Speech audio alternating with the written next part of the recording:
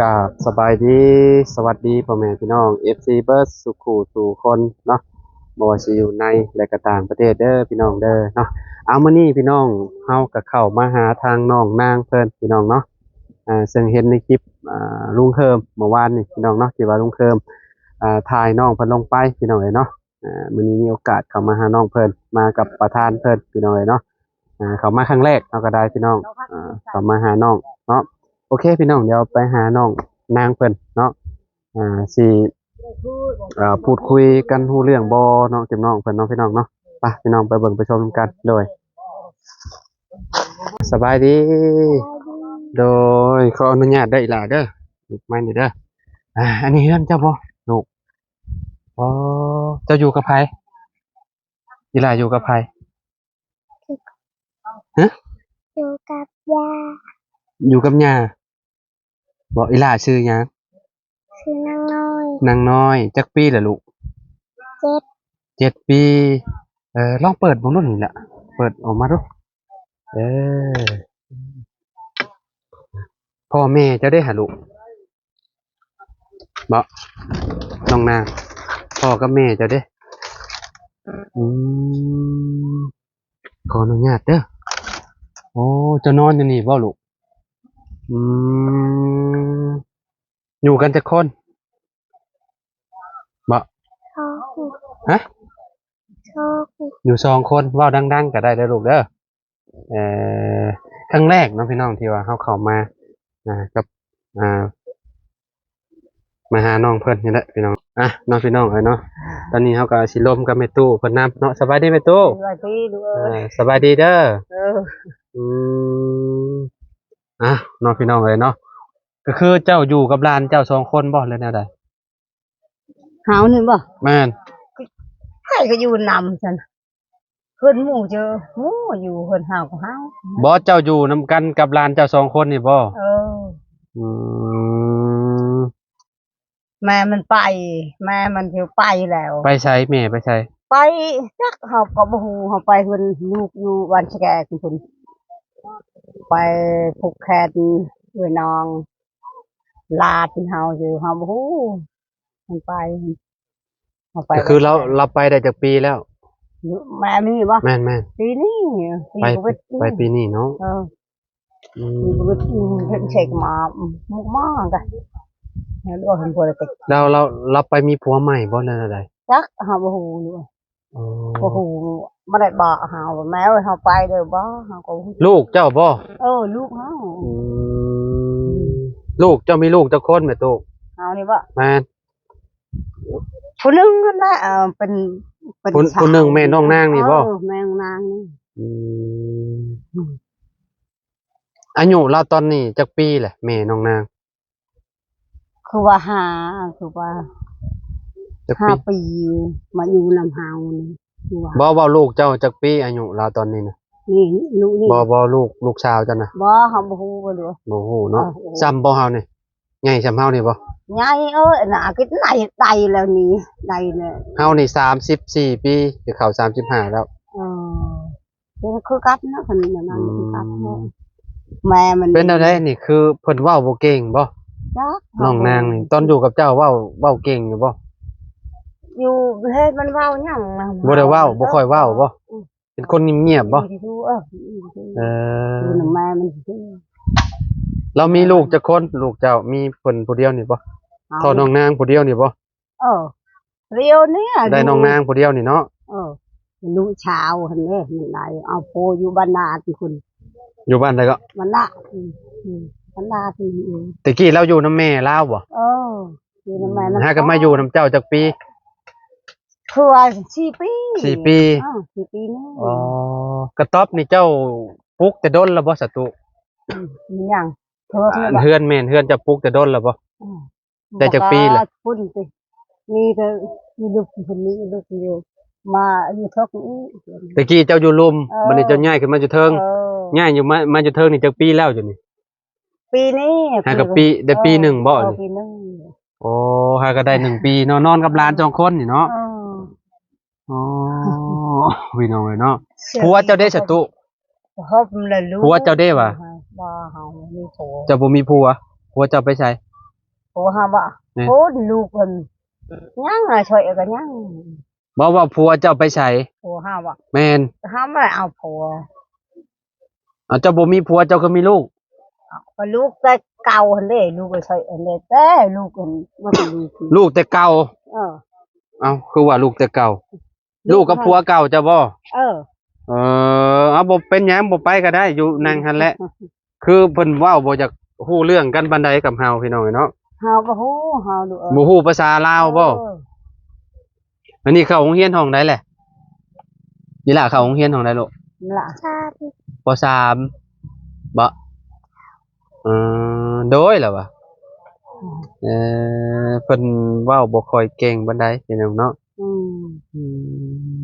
คือกันกับเจ้าเนาะหลานเจ้าเนาะคือกันเนาะ ผู้การน่ะอยู่ผู้อยู่บนลาดนี่ก็เฮาอยู่นำลาดมันอยู่บนลาด เจ้ากับผัวน่ะเลิกกันเนาะ เออเลิกกัน เลิกกันแล้วเจ้ามีลูก1คนบ่ บ่มีเลย เจ้าบ่ได้มีลูก บ่ เจ้ามีผัวจักคนแหละ โหนบ่ แม่นผัวเจ้าน่ะ เฮาว่าบ่ฮู้ผัวเฮ็ดเปรี้ยวเฮา ว่าเจ้าน่ะมีผัวจักคน เฮาบ่มีผัว บ่มีตั้งแต่เกิดมาบ่ ก็มีมีแต่เกิดมามีผัวก็เก่าอันนั้นน่ะ ผัวเก่าได้ลูกนำกัน1คน ได้ลูกมัน แม่น ไม่ เด้อ ได้เลย บ่ได้เลย บ่ เอาบัดแม่นางน้อยนี่ได้กับไผซะ นี่ได้ตลาดนี่อยู่นำเคยดูเคยได้ตลาดนี่มัน พี่น้องเอ้ยเนาะก็คือแบบลมกันบ่ค่อยฮู้เรื่องกันปานใดแหละเนาะ เฮาถามว่าตู้เมื่อก่อนเจ้ามีผัวจักคน เฮาบ่ได้ผัวเลยฮะ บ่ได้ผัวเลยเจ้าคือ ลูก เจ้าคือมีอันลูกค่ะเจ้าบ่มีผัว มีลูกก็มุ้ยมีแต่เก่าก็แต่บ่าวแต่เช้าก็ลูกหั่นน่ะผัวหาลูกมาช่วยหั่นช่วยอันนี้ลูกนี่เลยได้ได้ อ้าวพี่น้องเอ้ย ไม่ได้นะทีนี้ กูมื้อนี่บ่มีผัวแล้ว เออ บ่ ก็คือ บ่เทิด ข้าวนี่ได้มาแต่ไสซะ ข้าว อืม นี่นะ น้อย ได้เพิ่นแม่เฮ็ดแม่ฮักแม่แพงอยู่เมืองนี่ แม่ฮักแม่แพงเพิ่นเอาให้บ่ แม่ฮักแม่แพง อ๋อได้มาเป็นธงแบบนี้เนาะ เวลาสิกินก็ไปตามมาบ่ ตาผู้อยากเขาบ่อยากก็ใช่นะเฮ็ดมันก็เด็ด อีหล่าบ่อยากไปอยู่นำแม่บ่บ่นางน้อยเจ้าบ่อยากไปอยู่นำแม่เจ้าบ่กินฮอดอยู่บ่แม่กินฮอดแม่บ่มาหาเลยบ่ แม่มัน แม่บ่มา4ปีแหละ ถ้ามันอยู่นี่สิเนาะไปหาแม่บ่ไปหา กินน้ำอยู่ไสแต่ละมื้อน้ำกินอยู่ไสแต่ละมื้อ น้ำน้อยห้วยน้อยลูก ใช่เราไม่ได้ตบเป็นอย่างนั้นเลย บ่กินแบบนี้เลยบ่ ไม่ได้ตบเขาตบแล้วตะเกานี่พอเรากินนี้มีก็กินน้ำฮ้อนนะฮะ กินแต่น้ำร้อนเอาเนาะมีอยู่บ่ข้าวกินน่ะแม่ตุบ่ข้าวกินมีอยู่บ่แม่ตุ นี่ บ่มี นี่ยังน้อยเขาพูด ได้ใช้ข้าว นี่นะเต็มหนึ่งส่วนเต็ม บ่ข้าวสารข้าวหยังจังหั่นน่ะ เอาอ่ะบ่มีบ่บ่ ข้าวสารบ่มีแต่ซ้ำนี่บ่เพิ่นไปขอน้ำหมู่เนาะพี่น้องคนหักแพงกันเนาะเพิ่นให้มาเป็นทุงแบบนี้เนาะเป็นทุงแล้วก็ไปตามเอาพี่น้องเนาะตามเอาเนาะย่าฟังความลาวฮู้อยู่บ่ลูกฮู้อยู่บ่นาบ่าวเว้าเนี่ยเจ้าฮู้อยู่บ่ กันประดักมืออยู่สบายสบาย ฮะ มันบ่ฮู้ดี บ่ฮู้บ่บ่ฮู้ความลาวเอาเข้าโรงเรียนแล้วสิบ่ฮู้ความลาว บ่ฮู้น้ำมันนั่น บ่ฮู้เลยบ่อ๋อบ่ ปากแม่มันปากถอนเมา พี่จอมีไปบ่ อันเจ้าเป็นไผซะสบายดีเด้อ บ่ได้พี่น้อง บ่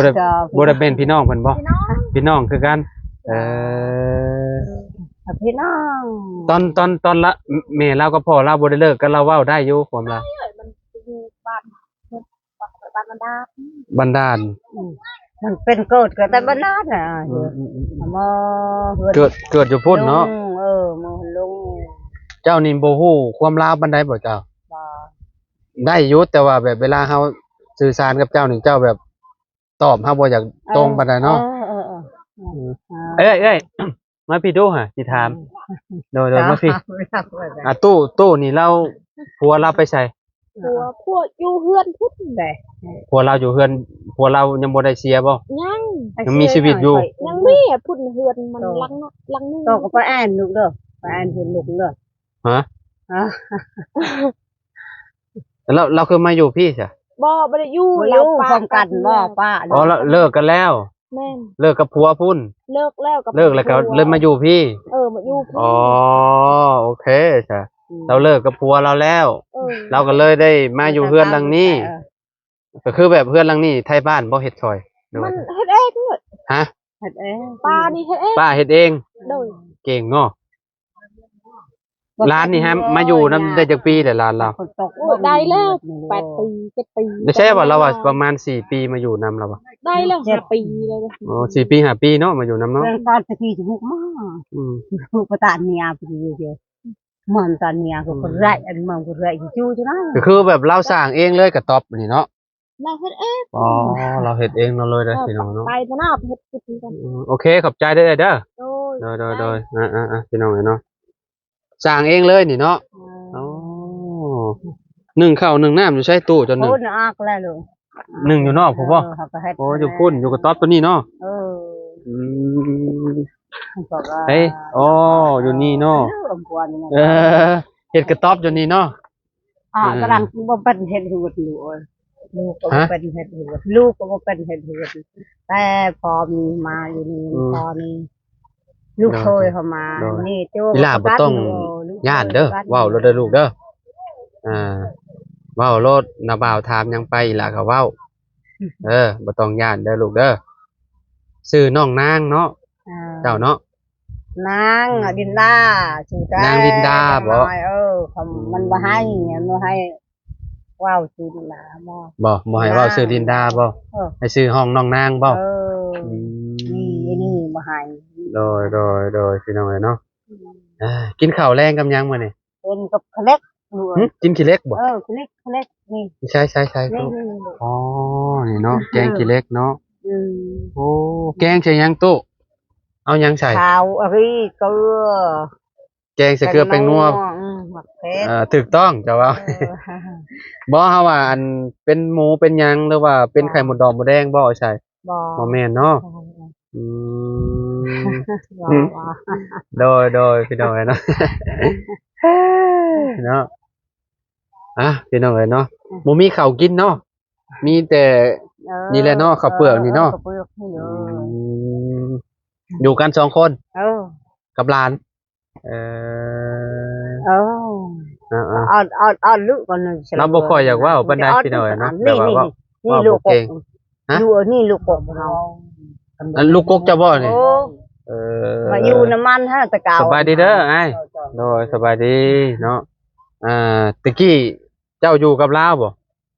อันไหนบ่เป็นห้าง มาพี่ เราเป็นห้างหลุดแล้ว คุณ เข้าปลายปี30 ปีแล้วเป็นห้าง เลิกกับพ่อเจ้า แล้วก็พอก็เป็นห้างแล้วมือลักมือนั่นแม่ใหญ่นั้น ไก่ แต่แม่ใหญ่เลยเสียพ่อแล้วก็เสีย ลูก น้องเฒ่าแล้วก็เสีย ยังเปรี้ยวเล่าบัดนี้เราละมาเพิ่งค่อยลูกกระทุกเป็นเฮือนน้อย เพื่อนเจ้าก็ถูกข์คือกัน เด้อเฮือนค่อยละ อ๋ออันนั้นเพื่อนเจ้านะเนาะ เฮือนค่อย เฮ็ดเถิด ดินนี่ค่อยแบ่งให้แม่ ไม่ใช่ว่ามีลูกคนเดียว ลูกหลาน บ่ว่า จะไปเฮ็ดงาน ว่าอันแม่เจ้านี่แหละเนี่ย แม่เจ้าตกลงมีลูกจักคน ได้ลูกหลาน อ้าว หลายนะ แต่เขาอยู่ไปอยู่มันหมด หลายเกินนั้น เราบ่ได้อยู่มีแต่เรามาอยู่นำค่อยเพิ่งค่อย บ่ บ่ชื่อ เพิ่งเจ้าเนาะ ค่อยก็เลี้ยงกลุ่มข้าวก็บ่มีคือค่อยดีหมดเลยข้าวก็เลย